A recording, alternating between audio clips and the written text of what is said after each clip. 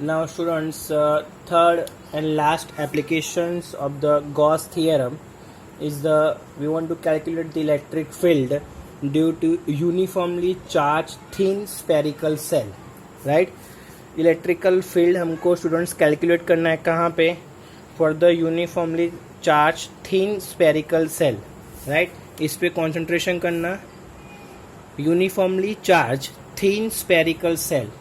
अब यहाँ पे हमको उसका मीनिंग ऐसे समझना है कि उसको इलेक्ट्रिक फील्ड हमको कैलकुलेट करने के लिए जो स्पेरिकल सेल है इसको हमने 3 पार्ट्स में डिवाइड किया हुआ है, right?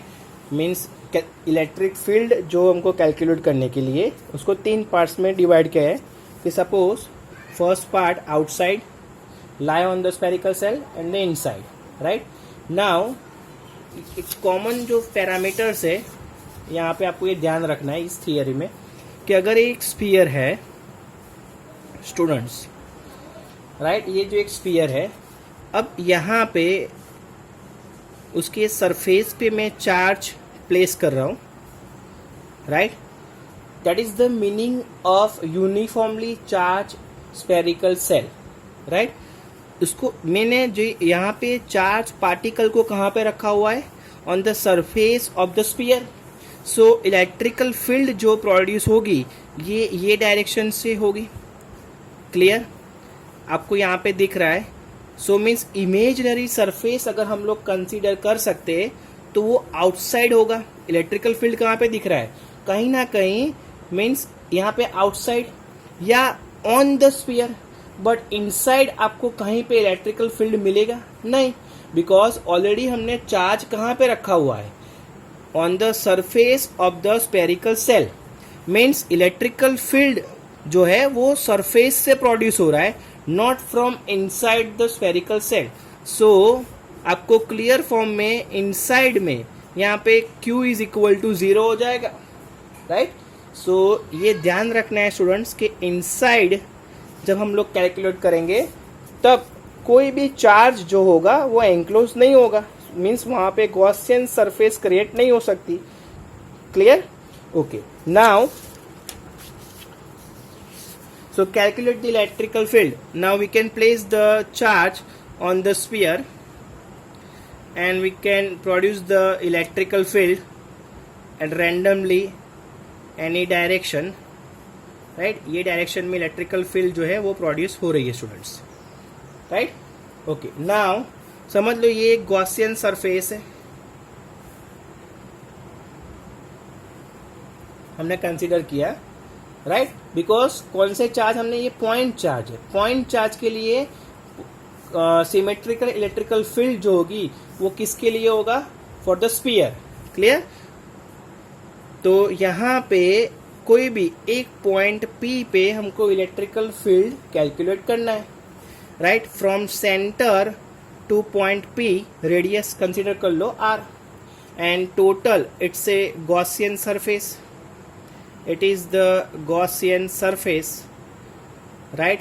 Now according to the Gauss theorem, total amount of flux which is the equivalent to the total amount of charge enclosed by the Gaussian surface, so Q upon E naught. Q ये जो indicate कर रहा है total amount of charge. Clear? So now according to the flux theory, so flux is equivalent to the electrical field into area, right? अब students area कितना होगा? Total area, small area अगर हम लोग कंसीडर कर रहे हैं तो ds, बट समझ लिए total area of the sphere. So for the total area of sphere सब में कॉमन होगा which is equivalent to the 4 pi r square, right? सब में कॉमन होगा. सो फ्लक्स का definition electrical field into area, हम लोग जो एंगल बन रहा है सबके फॉर द पॉइंट चार्ज. तो अगर हम लोग ये एक सरफेस कंसीडर करें और electrical field and planar area, तो दोनों का डायरेक्शन सेम होगा. Mean theta is equal to 0 इसके लिए. फिर इसके लिए so electrical field and planar area, तो डायरेक्शन थीटा एंगल कितना आएगा? 0. सो इसीलिए हम लोग टोटल एरिया कंसीडर कर रहे हैं 4 pi r square, because cos theta cos 0 is equal to 1. Clear students? So E is equivalent to the, and flux की जगह पे मैं लिख सकता हूँ Q upon E naught. So flux is equal Q upon E naught is equal to E into 4 pi r square. So total amount of electrical field produce at point P is equivalent to the 1 upon 4 pi epsilon naught into Q upon R square. इतनी electrical field जो है वो produce होगी at point P पे. Clear for the spherical shell. Now if we can consider the point P, हमने यहाँ पे कहाँ पे कंसिडर किया? Outside the spherical shell. Means ये जो स्पेरिकल सेल की जो सरफेस है उसके बाहर. नाउ जो पॉइंट P है हम लोग कहाँ पे कंसिडर कर रहे हैं? On the spherical shell. Means समझ लियो यहाँ पे जो हमने चार्ज पार्टिकल्स को रखे हुए on the surface of the sphere. So point P can be lie on the surface of the spherical shell. तो that is the Gaussian surface, right. So यहाँ पे कंडीशन क्या होगी? समझ लो ये जो रेडियस है फॉर द स्पेरिकल सेल की कंसिडर कर लो स्मॉल r, एंड जो गॉसियन सरफेस की रेडियस हमने कंसिडर किया था r. सो यहाँ पे आउटसाइड के लिए कंडीशन क्या थी? r which is less than greater than r, right. अब यहाँ पे small r and capital R दोनों क्या हो जाएंगे? इक्वल, बिकॉज पॉइंट P हमको कहाँ पे कंसिडर करना है? On the surface of the spherical shell. So r is equal to r.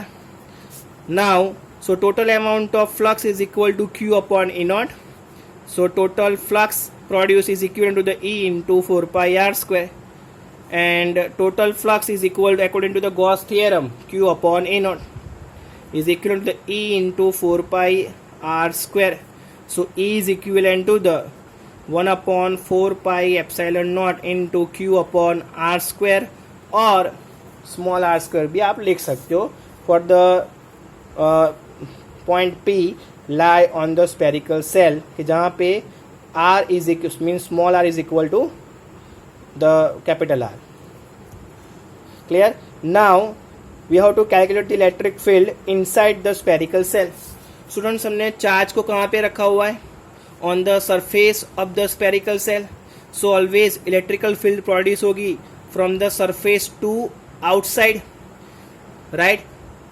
Inside electrical field कितना है? Inside the total amount of charge enclosed by the Gaussian surface is equivalent to the zero, जो मैंने आपको आगे बताया.